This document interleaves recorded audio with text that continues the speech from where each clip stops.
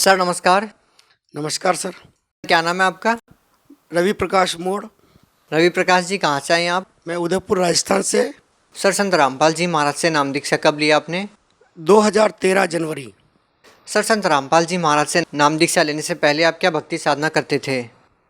Sir जी, ऐसा है कि मैं ब्राह्मण कुल से हूँ और बचपन से इससे अनेक देवी देवताओं की पूजा करता आ रहा था और अनेक देवी देवताओं की भक्ति की है मैंने। वैसे इसे स्पष्ट रूप से मैंने जो है ना स्वामी रामकृष्ण परमहंस को अपना पुराना गुरु मान रखा था और उन्हीं की ज़्यादा साधना देखा करता था, उन्हीं की पुस्तकें पढ़ा करता था। तो देवी उनको दर्शन देती थी, उसी हिसाब से मैं देवी का भगत था और देवी मेरे को भी दर्शन दिया करती थी साक्षात। तो उसी हिसाब से उसी भक्ति में लीन था। सर संत रामपाल जी महाराज से कैसे जुड़े आप?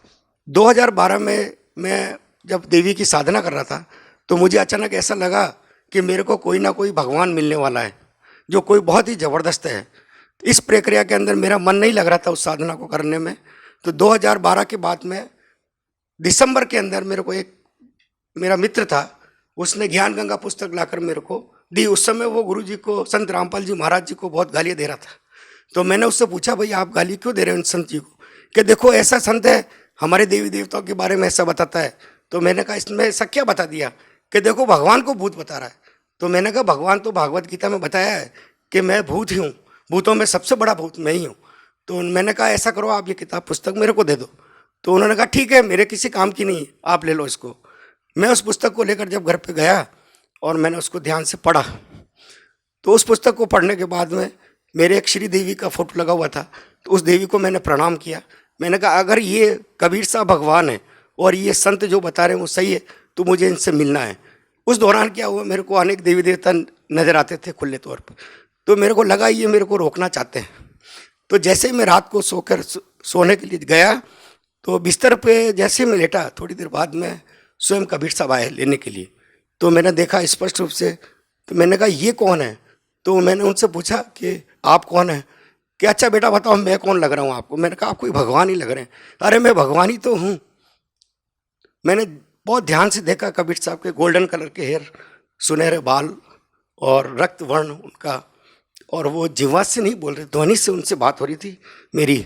तो मैंने उनसे थोड़ा प्रश्न पूछना चाहा। मैंने कहा उन्होंने मेरे को टोपी उतार के मेरे को बताया कि मेरे को ये 2 गुप्त मंत्र हैं, तत् और सत मेरे को दे दो। तो मैंने कहा परमात्मा, ये अगर आप परमात्मा हैं तो ये मेरे पास नहीं है, कि मेरे पास है। आप ऐसा करो बरवाला आ जाना। तो मैंने कहा बरवाला में तो रामपाल जी रहते हैं। तो उन्होंने मेरे को बताया कि मैं ही रामपाल हूँ और आप वहाँ पर आ जाओ। मैंने कहा ठीक है। जाते जाते उन्होंने मेरे से कहा कि देर मत करना, बहुत तेजी से समय निकल रहा है बेटा, तुरंत चले आओ। ये कह के फिर बाद में जाते जाते उन्होंने मेरे से कहा कि श्रीदेवी ने मेरे को भेजा है। तो मेरे को दिमाग में आया, मैंने कहा श्रीदेवी कौन है?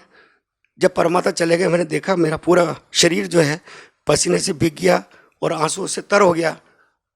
जब मैं सुबह हल्का सा सही ढंग से हुआ तो मैंने उस देवी के चित्र की तरफ देखा। मैंने कहा ये श्रीदेवी है, लक्ष्मी देवी, इसके बारे में परमात्मा ने कहा था। उसके बाद में मैं दूसरे दिन नहीं गया। फिर रात को वापस आया परमात्मा, कि अरे देर क्यों करता है, जा तुरंत नाम ले। ठीक है। फिर मैंने अपने साथियों से संपर्क किया जो रामपाल जी के भक्त थे। तो उन्होंने कहा हम सत्संग है अपने 10 तारीख को, सत्संग में चलेंगे। ठीक है, मैंने कहा सत्संग में चलेंगे। सत्संग में जब गए तो वहाँ जाके गुरुजी से आशीर्वाद लिया, संत रामपाल जी महाराज से। तो ये तो सबसे पहला मेरा। सर बहुत सारे ऐसे लोग हैं जो भक्ति करते हैं और वो भक्ति इसलिए करते हैं कि उनको शारीरिक लाभ मिले, मानसिक लाभ मिले। तो हम आपसे एक तो ये जानना चाहेंगे कि संत रामपाल जी महाराज से नाम दीक्षा लेने से पहले आप जो भक्ति साधना कर रहे थे, उन साधनाओं को करते करते आपको क्या क्या परेशानी आ रही थी? आपको कोई शारीरिक या मानसिक परेशानी थी? अनेक मानसिक परेशानियाँ थी, कभी कोई संतुष्टि मिली नहीं हमें। कितनी ही देवी देवताओं की भक्ति करते हुए, साधना करते हुए कभी भी मैं संतुष्ट नहीं रहा। सर क्या क्या परेशानी थी? लाखों रुपए का मैंने धंधा किया, करीब 60-70 लाख रुपया मेरा जीवन में खो गया धंधे के अंदर, बहुत नुकसान हुआ। तो जब मैं संत रामपाल जी महाराज से मैंने नाम दीक्षा ली, उसके बाद में मैं एक दिन बैठा हुआ था तो मेरे धंधे में बहुत तेज़ी से विघ्न आया। कोई बड़ी पार्टी मेरे धंधे को तोड़ने वाली थी। तो मैंने बड़ा टेंशन में था मैं। तो रात को 11 बजे स्वयं कबीर साहब तख्त पे विराजमान मेरे को नजर आए। तो मैंने देखा आज ये परमात्मा कैसे आए। सुबह जब मैं उठा देखा अखबार रंग गए, उस व्यक्ति की, जिस व्यक्ति ने मेरे धंधे के प्रति कटुता अपनाई थी, तो सबसे पहले तो ये उस व्यक्ति ने मेरे को हाथ जोड़ के मेरा धंधा छोड़ दिया और आज मैं संतुष्ट हूँ उससे। उसके बाद में जीवन में मैंने कभी लाखों रुपए का धंधा करते हुए 1 लाख रुपया कभी इकट्ठा देखा नहीं। तो मैंने गुरुजी से अर्जी लगाई, मैंने कहा परमात्मा मेरे लाखों रुपए मेरे फंसे हुए हैं और मैं कभी संतुष्ट नहीं हो पा रहा हूँ। तो गुरुजी ने कहा हो जाएगा बेटा, तो चिंता न कर। उसके बाद में मेरे को करीब 6 महीने बाद में करीब 11-12 लाख रुपए एक साथ मेरे को एक व्यक्ति ने, जो मेरे फंसे हुए थे धंधे में, दिए। सर कहते हैं कि पहला सुख निरोगी काया। क्या आपको संत रामपाल जी महाराज से नाम दीक्षा लेने के बाद कोई शारीरिक सुख भी हुआ है? क्या पहले कोई शारीरिक परेशानी से पीड़ित थे? हाँ जी, ऐसा है। कभी यूँ तो शारीरिक पीड़ा नहीं थी, लेकिन अचानक एक दिन मेरे गले में गांठ हो गई थी। तो मैंने गले की में आवाज़ बंद हो गई। तो मैं डॉक्टर के पास में गया, तो डॉक्टर ने कहा कि भाई आपके गले में श्वसन नली के ऊपर गांठ है। तो मैंने कहा कहीं कैंसर की है कि? हाँ जी, मैं लगता है आपके गले में कैंसर की गांठ हो गई है, तो इसको ऑपरेट करना पड़ेगा, खोल के देखना पड़ेगा। तो मैं बड़ा घबराया। मैंने कहा अगर आवाज़ नहीं निकल रही थी मुँह से, तो उसने दवाई भी लिखी। मैं घर आया, मैंने गुरुजी संत रामपाल जी महाराज से प्रार्थना लगाई। तो दंडवत करने के बाद में मैंने कहा परमात्मा मैं तो कभी अस्पताल जाऊंगा नहीं और मैं गले में ये ऑपरेट करवाऊंगा नहीं, आपको जो आप ही इसको ठीक करेंगे।